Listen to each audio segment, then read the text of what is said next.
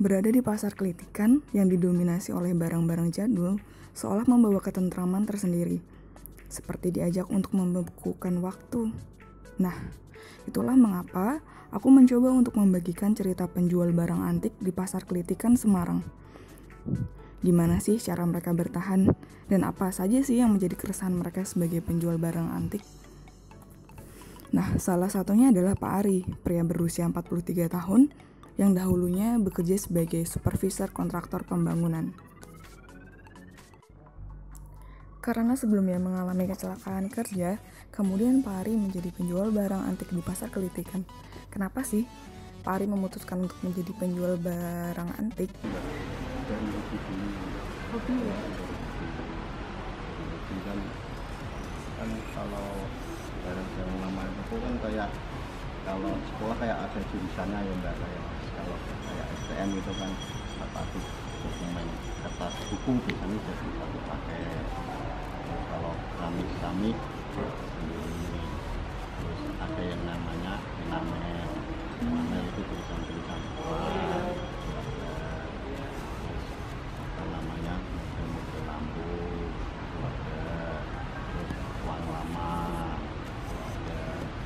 tinggal kita nyamannya itu gimana dan bisa membeli dan sekaligus menjual yang penting. Berawal dari hobi, ternyata bisa menjadi mata pencarian ya. Lalu, berapa sih deal terbesar Pak Ari selama menjadi penjual barang antik? Deal terbesar yang pernah Bapak lakukan atau pernah jual itu paling besar dapat berapa selama jual? 50 juta. Itu jual apa Pak? Keris. Pak Ari memanage keuangannya dengan membagi menjadi 3 dana, yaitu dana modal, dana perputaran barang baru, dan dana kehidupan rumah tangga sebelum barangnya habis terjual. Kemudian, berapa sih penghasilan rata-rata dalam sebulan?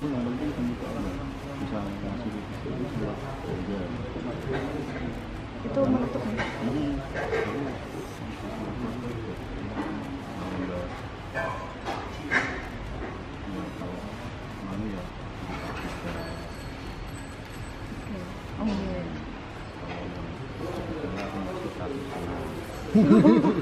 Ada 2 teman.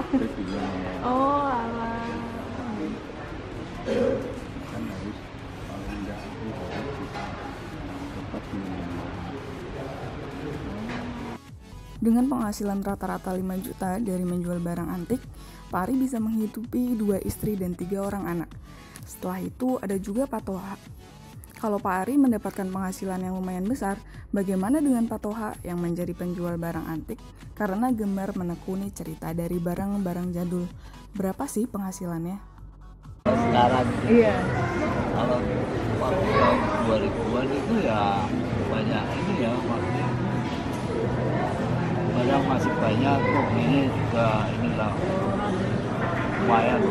Kalau sekarang barangnya udah begitu ini mbak, biasa-biasa gitu, jadi ya standar lah, kecuali memang dapat barang spesial dan bisa dipastikan. Sekarang itu masalahnya udah banyak pesaing, udah banyak barang, jadinya udah lumayan gitu. Kadang dari rumah tangga sendiri dari online game untuk cari yang keuntungan bagus ya. Sekarang ini udah gampang. Hidup dengan seorang istri dan anak, dengan penghasilan yang tidak menentu dan hanya cukup untuk bertahan sehari-hari, bagaimana cara Pak Toha mensiasatinya ya? Bapak selain jualan ini, jualan apa lagi biasanya? Ya itu parfum, lainnya ya mungkin ya gantung ini ya, pas dapat barang apa ya paling di acara gitu. Ya itu serabutannya lebih banyak. Kemudian, apa sih keresahan Pak Toha sebagai penjual barang antik di pasar Kelitikan Semarang? Terus terang masalahnya barang ini itu display. Kita sih ya sudah terima saja. Alhamdulillah dapat tempat. Karena tempatnya kecil, jadi satu barang sudah toko-toko kan nggak ada. Biasanya kalau antik itu jualannya tuh jualan display. Ini tertarik. Iya. Kalau mau display gimana? Apalagi kalau tiap hari Nah, itulah cerita penjual barang antik dan jadul di Pasar Kelitikan, Semarang. Tidak hanya sebagai pekerjaan, mereka menjalani dan melakukan itu semua dan mengawalinya karena rasa tertarik dan hobi terhadap barang jadul dan cerita yang ada di baliknya. Untuk mencukupi kebutuhan sehari-hari, mereka menyiasatinya dengan menjadi perantara kolektor seperti Pak Ari dan bekerja serabutan sebagai penjual minyak seperti Pak Toha. Nah, itulah cerita dari penjual barang antik di Pasar Kelitikan, Semarang.